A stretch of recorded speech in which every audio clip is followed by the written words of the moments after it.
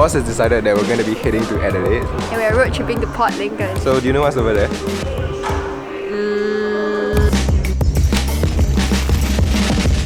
This is Port Lincoln, a small coastal city located on the Eyre Peninsula, the only place in the entire Australia that you can dive with great whites. And after binge watching some shark attacks and saying goodbye to the rest as they went to explore what land-based Port Lincoln had to offer, I woke up at 6:15 a.m, was picked up from my hotel, asked my cab driver if I'll be seeing any sharks today. Well, actually, they got them yesterday.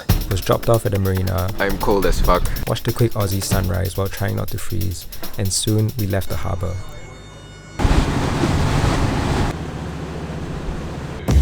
This is where we are right now, South Australia. But where we're headed is actually a further 3 hours south to this group of islands known as the Neptune Islands.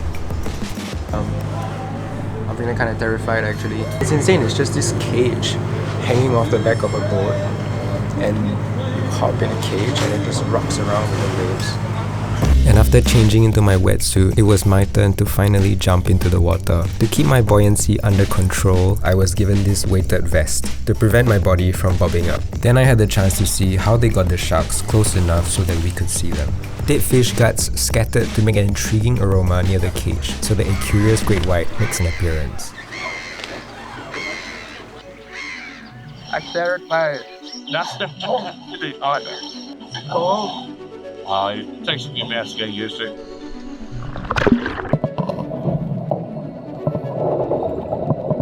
Okay, so I was very lucky, and on my first entry, while I was faffing around with my GoPro, a great white shark crossed the back of the cage, and as you can see, I was blissfully unaware. And I only turned around when this other guy I was sharing the cage with signaled to me.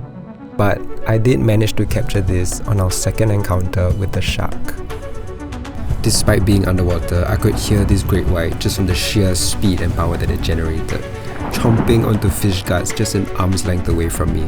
And for a moment, I forgot how cold the water was. It wasn't fear that gripped me, but instead a humbling appreciation for animals in their natural habitats. Staying in this cage for long is really quite torturous because of the choppy waves, and I could only really manage about 20 to 30 minutes at a time before I got really nauseous.